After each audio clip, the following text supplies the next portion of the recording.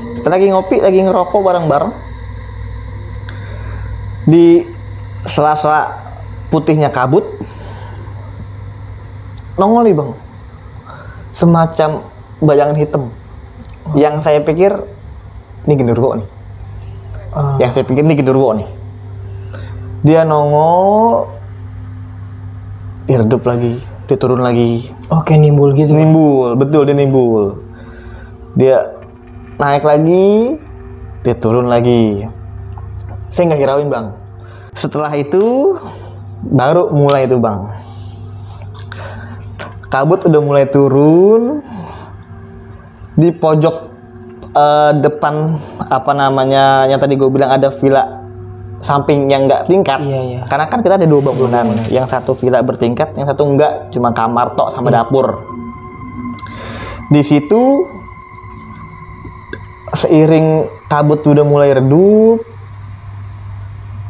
nggak lama itu kabut gumpel, lama-lama jadi bentuknya pocong bang.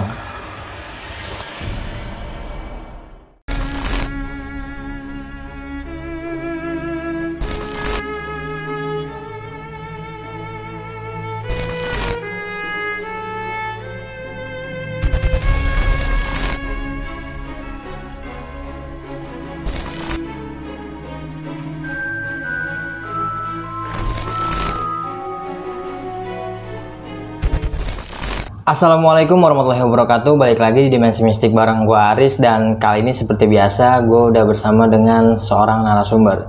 Narasumber gue kali ini akan menceritakan kisah horornya pada saat dia liburan ke villa di daerah Puncak. Jadi apa aja nih yang dialamin sama narasumber gue ini. Jadi nanti langsung aja nih biar narasumber gue yang menceritakan sedetail mungkin nih yang dialami pada waktu di villa angker itu. Ya udah langsung aja nih kita sapa narasumbernya. Assalamualaikum Bang Ajis. Waalaikumsalam warahmatullahi wabarakatuh. Kabar sehat Bang Ajis? Alhamdulillah baik Bang Aris. Tadi kita sempat ngobrol sebentar di depan. Lu nginep di sebuah villa di daerah Puncak. Betul, di tepatnya Kejadian Cisarua. Oh, Cisarua ya. Iya. Kejadian horornya bisa lu ceritain sedikit dulu nih Bang. Apa aja nih yang lu alamin? Ya kebetulan itu kan waktu acara pengajian Bang Aris jadinya.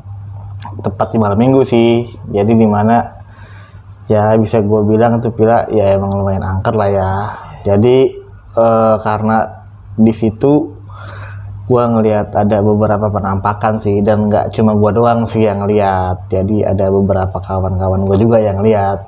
Jadi wah itu pengalaman sih. Diteror semua nih teman-teman juga. Hampir 1 malam penuh. Tapi bisa ditahan nih Bang ceritanya Bang. Siap. Sebelum gue lanjut ke ceritanya Bang Ajis, lagi-lagi gue mau nginfoin nih buat kalian semua yang punya pengalaman horor kisah nyata yang epic-epic seperti yang dialami sama Bang Ajis ini. Mau ceritanya gue bawain langsung atau mau jadi narasumber langsung di Dimensi Mistik, kalian bisa langsung DM ke Instagram Dimensi Mistik atau bisa melalui email. Bisa juga nih langsung DM ke Instagram gue, nanti semua linknya bakal gue cantumin di kolom deskripsi. Terus dukung channel Dimensi Mistik dengan cara subscribe, like, komen, dan share biar gue makin semangat nih menghadirkan narasumber-narasumber yang punya pengalaman horor yang epic-epic nih seperti yang dialami sama Bang Ajis. Gue rasa cukup, gue juga udah penasaran nih. Ya udah, langsung aja nih, nggak usah berlama-lama, langsung aja kita petik ceritanya. Ya Bang Ajis bisa langsung dimulai aja nih Bang ceritanya. Jadi ini pengalaman gue waktu gue lagi acara gathering majelis sih di daerah Pengajian gitu Bang. Ya, gathering pengajian di daerah Puncak, tepatnya di Cisarua, di salah satu villa yang ada di Cisarua. Kalau boleh tahu tahun berapa nih Bang? 2019. Jadi kurang lebih 3 tahun yang lalu Bang Arif. Jadi kejadiannya itu yang gua alamin pada saat gathering majelis taklim atau gathering pengajian. Jadi pas di malamnya itu sore ya, tepatnya sore lah. Sore itu nggak ada kejadian sama sekali sih yang gua alamin dan teman-teman gua alamin. Itu nggak ada kejadian-kejadian aneh ataupun janggal. Masih biasa aja, normal. Pure. Masuklah kita di villa itu Bang. Lu nyampe sore nih Bang berarti Bang? Ya, gua nyampe sore. Di situ emang villanya itu bisa dikatakan bikin gue iseng sih sebetulnya. Karena pas nggak lama gue masuk itu langsung di langsung di tamu selamat datang lah. Ada sambutan selamat datang di tuan rumahnya. Ini bentuknya ada hewan anjing bang. Padahal kan kita kan mau pengajian nih gitu loh, kok ada anjing gitu kan.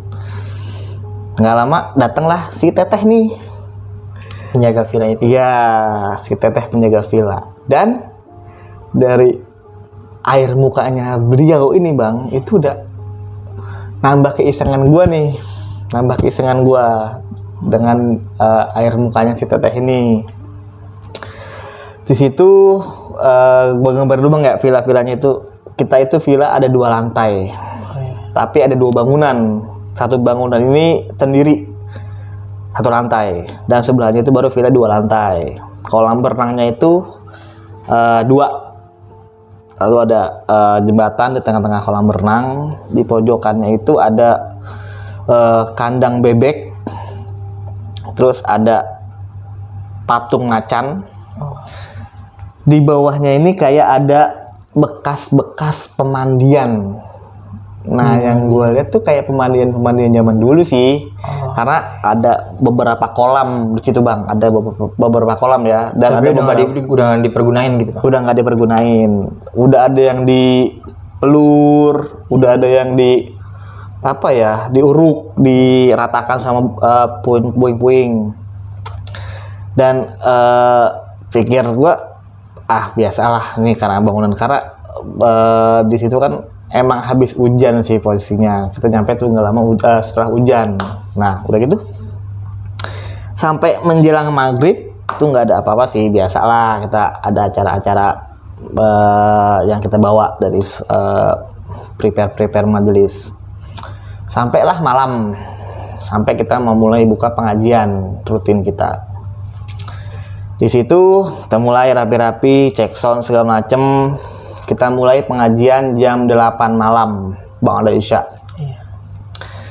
Jam 8 kita mulai, dan kebetulan gua nih bang yang buka acara, karena bisa dibilang ya saya membuka acaranya lah.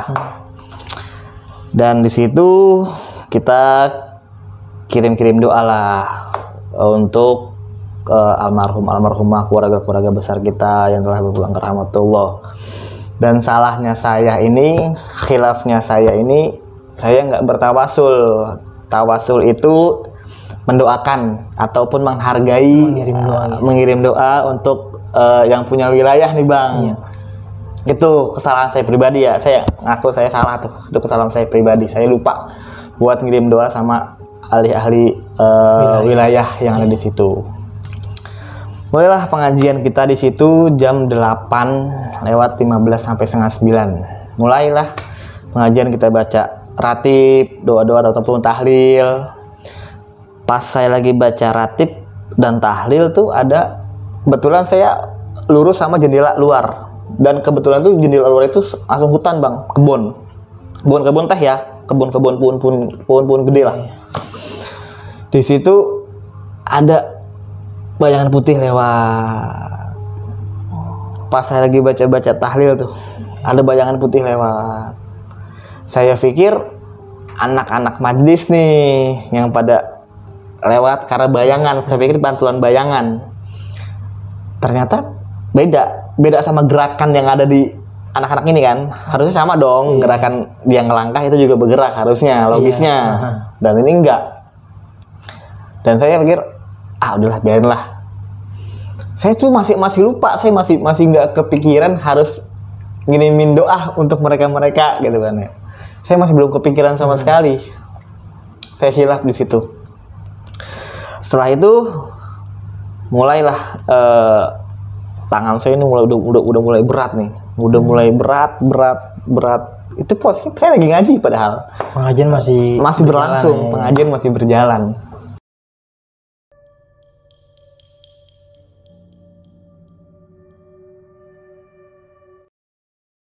Saya tahan sampai kelar majelis, kelar pengajian majelis.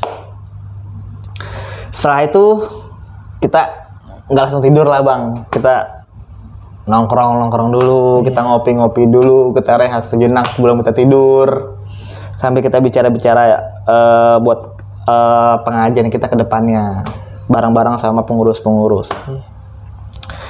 Di saat itu memang kebetulan habis hujan, jadi kabut turun bang, kabut. Dan kebetulan memang view-nya villa itu lereng bang, jadi itu kalau andai kata nggak ada kabut itu kelihatan jelas. Ini kabut datang nih sekitar jam 12:30 sampai jam 1. Kabut turun. Mulai agak-agak mencekam lah ya. Mulai mencekam nih. Udah mulai mencekam nih. Ditambah lagi nih saya udah mulai berat nih. Saya tuh sampai di saat itu saya masih belum kepikiran kalau saya lupa ngirimin doa ke ahli wilayah. Masih belum kepikiran. Udah gitu kita lagi nongkrong, lagi ngopi. Kebetulan bawah saya ini yang tadi saya bilang bang, ada bekas kolam-kolam bang yang udah nggak kepake. Di situ saya ingat banget ada pohon kelor di situ. Itu tinggi bang. Posisinya tinggi itu dari teras villa ini ke bawah tuh tinggi itu sekitar 5 meter tinggi. Kita lagi ngopi, lagi ngerokok bareng-bareng di sela-sela putihnya kabut, nongol nih bang semacam bayangan hitam yang saya pikir ini genderuwo nih. Dia nongol, dia redup lagi, dia turun lagi. Oke, nimbul gitu. Betul, dia nimbul. Dia naik lagi, dia turun lagi. Saya nggak hirauin bang. Itu pun saya masih belum kepikiran buat ngirimin doa lagi tuh. Saya belum kepikiran sama sekali. Nah, alhasil saya udah bodo amat. Karena pikir saya ini gue lagi ngaji, gue acara pengajian bukan acara-acara yang biasa hura-hura gitu kan, bukan acara hura-hura. Tapi kenapa ada kayak begini gitu kan? Nah, selang beberapa waktu anjing-anjing yang tadi saya bilang bang di awal, yang anjing kayak ngucapin selamat datang, yang cuma satu gitu. Cuma satu. Awal dia datang satu, dia nggak menggonggong sama sekali. Tahu-tahu datang nih banyak nih anjing. Gerombolan banyak anjing. Kita kan namanya abis majelis, kita tahu dong sebodoh-bodohnya kita majelis ya, pasti anjing haram dong. Iya. Ini apaan ya? Kok ada anjing banyak gitu kan? Hilang lah. Nggak lama tuh dari banyaknya anjing, tahu hilang tuh bang. Hilang aja udah. Satu persatu hilang. Tapi nggak ada yang menggonggong sama sekali. Nggak ada yang menggonggong. Logisnya kan anjing pasti kalau ngeliat orang pasti ngegonggong. Dan kalau dia beramai-ramai pun satu gerombol pasti ada yang menggonggong. Salah satu pun pasti ada yang menggonggong. Iya. Nah, terus memang posisinya itu yang tadi saya bilang tuh ada kandang bebek bang. Iya. Di ujung pagar pekarangan itu ada kandang bebek punya si penjaga villa. Di depan kandang bebek itu posisinya ada patung harimau. Ada patung macan atau patung harimau. Udah gitu, entah itu memang dibikin untuk menghargai yang punya wilayah, entah memang dibikin cuma iseng-iseng. Di situ saya ngelihat orang palanya harimau bang. Jadi bentuknya bentuk orang kayak biasa. Iya. Jadi itu bentuknya orang biasa. Cuman dia punya badan loreng dan palanya pala harimau. Itu jelas. Kalau harimau palanya besar dong bang. Iya. Palanya besar. Itu harimau palanya besar. Tapi badan orang bang. Dan yang saya lihat di awal itu patung macan itu atau patung harimau itu emang dia ada catnya, ada warnanya bang. Memang ada warnanya. Cuman nggak terang kayak udah patung lama gitu loh. Tapi yang saya lihat ini ada warnanya. Lorengnya jelas gitu. Betul, lorengnya tuh jelas. Jadi dan bergerak.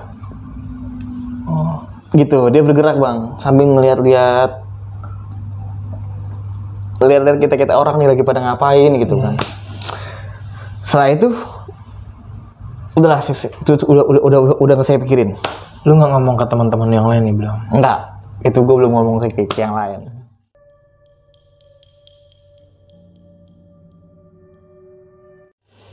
Setelah itu baru mulai tuh bang,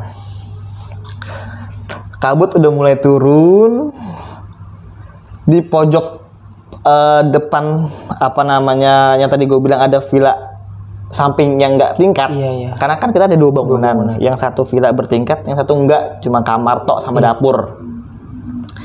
Di situ seiring kabut udah mulai redup, nggak lama itu kabut gumpel lama-lama jadi bentuknya pocong bang. Dan di situ bukan cuma gua doang ternyata yang lihat. Iya. Kenapa gue bisa bilang kayak begitu? Awalnya gua nggak mau ngomong bang. Karena takut yang lain malah jadi suasana mencekam kan. Karena kan kita kan dalam pengajian ya, bukan hura-hura. Itu udah berbentuk wujud pocong. Teman gue ini ngeliat gue bang. Oh, temen lu noleh ke lu? Iya, noleh ke gue. Yang tadinya lagi ngobrol rame, hening nih. Hening tuh. Kita minta tatapan, baru kita ngomong, ente lihat, masuklah kita akhirnya, masuk. Itu posisinya tangan saya masih berat bang, masih berat. Di dalam barulah saya inget, astagfirullahaladzim, belum ngirimin doa nih buat yang punya wilayah, lupa nih. Lu baru sadar tuh pada saat. Saya baru sadar bang, di situ saya baru sadar, astagfirullahaladzim, saya belum ngirimin doa nih buat yang punya wilayah, ya Allah. Akhirnya sebelum saya tidur saya kirimin doa sendirilah bang, akhirnya buat yang punya wilayah bang ya. Kita kan namanya bertamu ya, kita harus hargain juga yang punya rumah, tuan rumahnya kita juga hargain juga. Di situ saya baru kirimin Al-Fatihah lah akhirnya sendiri, saya kirimin gak beramai-ramai, sendiri sebelum saya tidur. Setelah saya kirimin Al-Fatihah, tidurlah saya bang. Saya paksa tidur walaupun tangan agak berat karena saya miring, saya tindihin salah, sakit. Oh, masih berasa bang, masih berasa. Setelah itu bisa saya udah mulai riep, udah mulai pules. Jadi kita kan tingkat nih bang, suara tuh bang, aja. Pikir saya alat hadroh nih jatuh, bass yang besar tuh saya pikir jatuh nih, wah bass jatuh nih. Nah ternyata nggak ada yang jatuh bang. Kenapa saya bilang nggak ada yang jatuh? Karena pas paginya saya tanya, bass jatuh? Enggak bang. Anak kado jatuh? Enggak bang. Karpet? Enggak bang. Emang apa bang? Enggak apa-apa. Lu dengarnya kencang banget nih bang. Kencang. Persis ya kepala.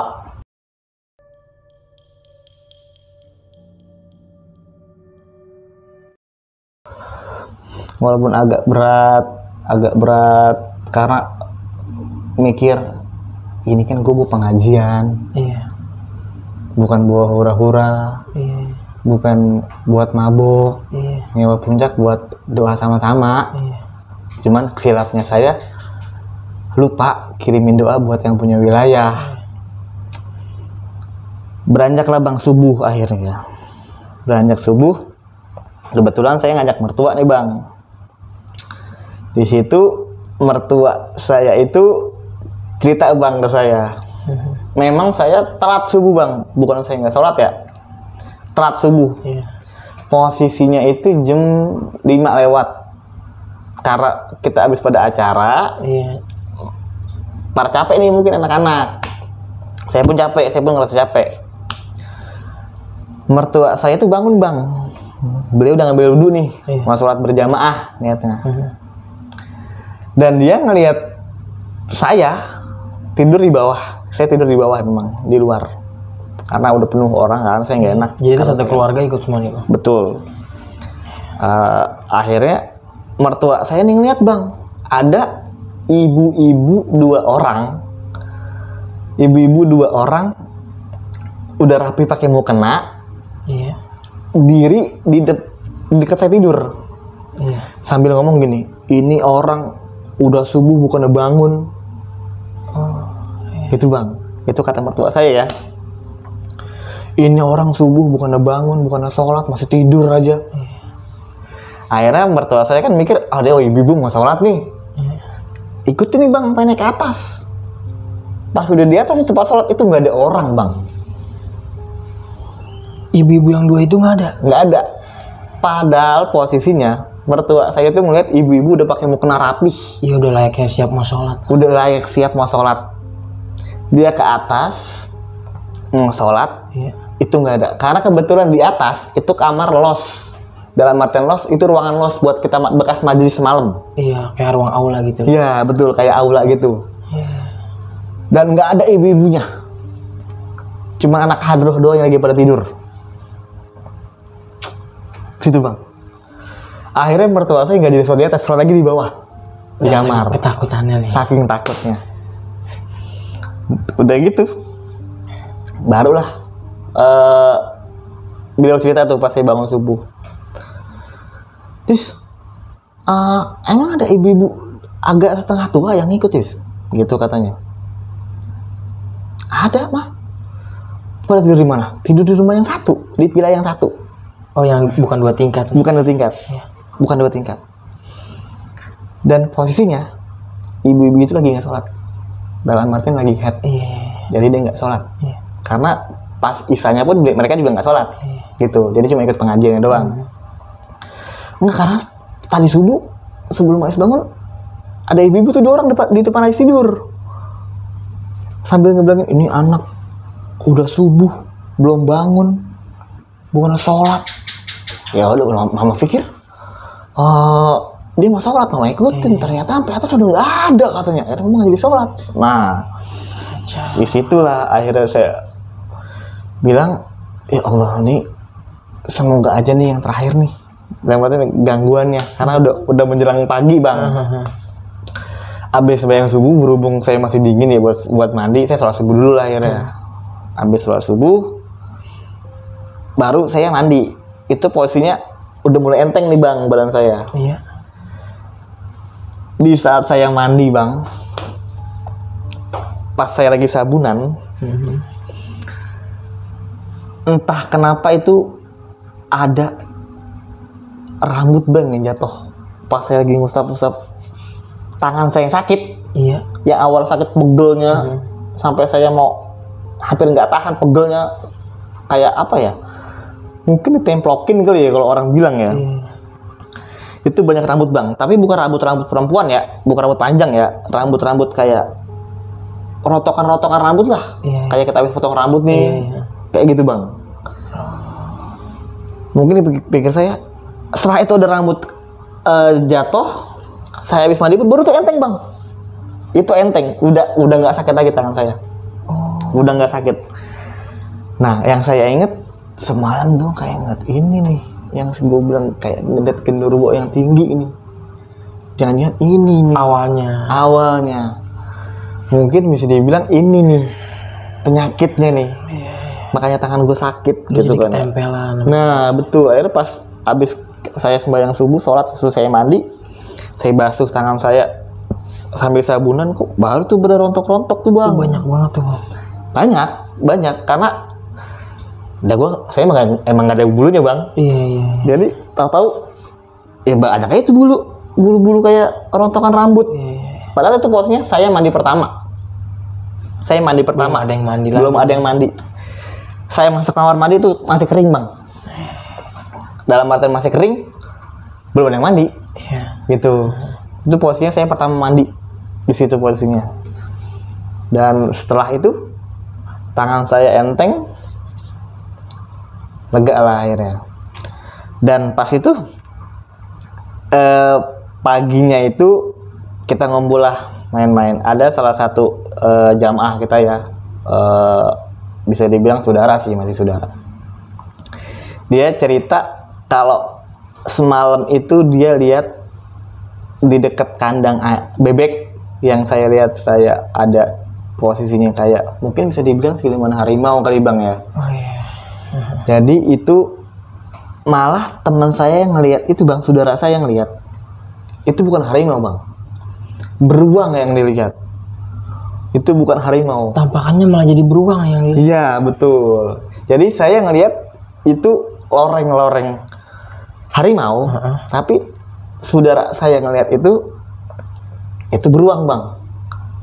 Tapi kalau beruang itu besar dong. Iya. Ini seukuran manusia. Seukuran orang biasa, halayaknya orang.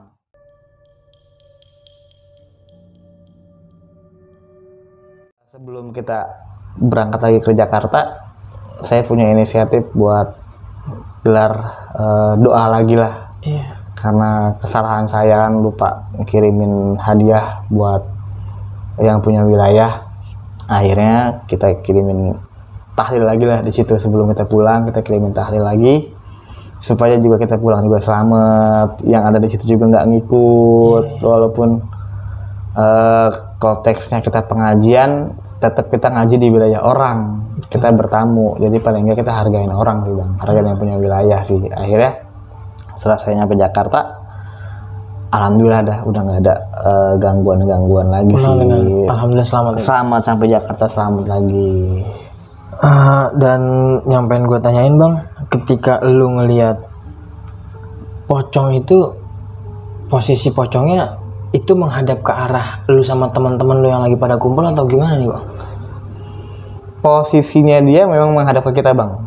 Jadi dia benar-benar ngeliatin lu nih? Iya, ngeliatin kita lagi pada nongkrong.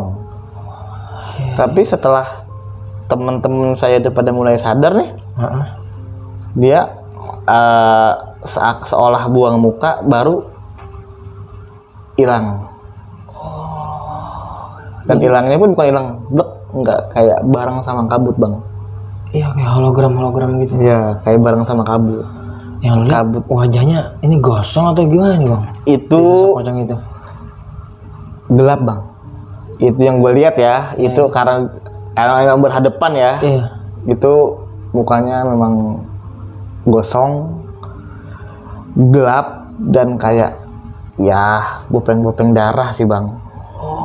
Dan kafannya pun nggak putih banget sih, kusam-kusam gitu. Lusuh-lusuh gitu ya. Iya. Dan sampai sekarang pun yang saya tahu dapat cerita lagi, memang itu villa itu bisa dibilang bekas petilasan sih bang, bekas pemandian tadinya. Bekas orang-orang ya minta itu dengan punya niat masing-masing. Karena yang tadi saya bilang itu ada kolam-kolam yang udah nggak kepake. Di tengah-tengahnya tuh kayak ada kendi-kendian bang, jadi kayak buat kucuran air gitu. Ada banyak sih bang, kolam-kolam tuh ada banyak di situ bang. Ada banyak banget. Ada banyak. Hampir apa ya? Mungkin bisa dibilang satu baris tuh 2, 4, 8 ada tuh bang. 8 kolam-kolam yang nggak kepake di situ, ada 8. Dan sosok gondorowonya yang lu lihat nimbul itu dia benar-benar nampakin wujudnya. Betul. Keseluruhan bang. Keseluruhan. Karena kalau gue pikir itu genderuwo gede bang, karena posisi teras sama arah kolam itu jauh tinggi bang, tinggi banget. Iya. Tinggi. Dan dia nongol bentuk wujud genderuwo gede, berbulu gitu gede. Cuman dia turun lagi. Jaraknya seberapa nih bang sama lu bang? 2 meteran sih bang. 2 meter, nggak jauh. Nggak jauh, itu nggak jauh bang. Jadi posisinya memang pas saya duduk di bangku paling pinggir, ada ada 2 orang teman saya ini duduk di teras di pagar duduk. Ini kita juga lagi ngopi, lagi ngerokok.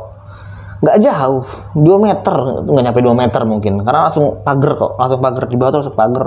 Di bawahnya tinggi memang. Ya, yang lihat itu cuma lu aja nih bang. Kalau yang itu memang, kalau yang genderuwo. Kalau genderuwonya. Iya, emang saya doang yang lihat. Karena saya paling pinggir posisinya.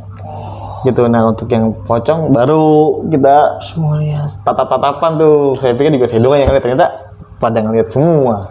Akhirnya saya mutusin harus yang dalam dah. Udah nggak kondusif nih, gitu. Dan yang mertua abang lihat ada sosok 2 ibu-ibu ini yang ngebangunin, menurut gimana ya penjelasan dari orang tuanya atau mertua abang ini kayak gimana tuh bang?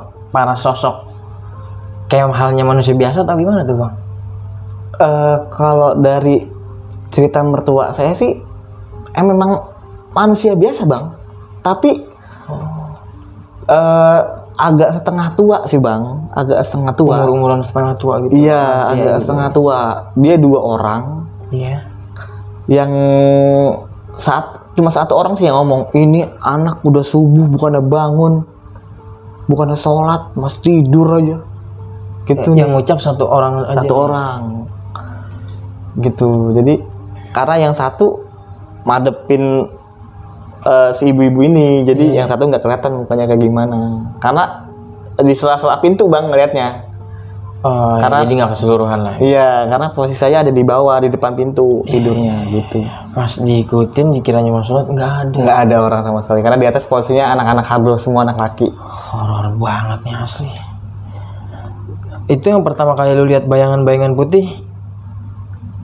Yang lu lihat itu pas ketika ngaji ya? Betul. Awal pengajian. Yang Awal lu lihat pengajian. itu bentuk orang atau cuman siluet-siluet bayangan aja? Yang gue lihat sih emang bentuk orang bang, bentuk orang.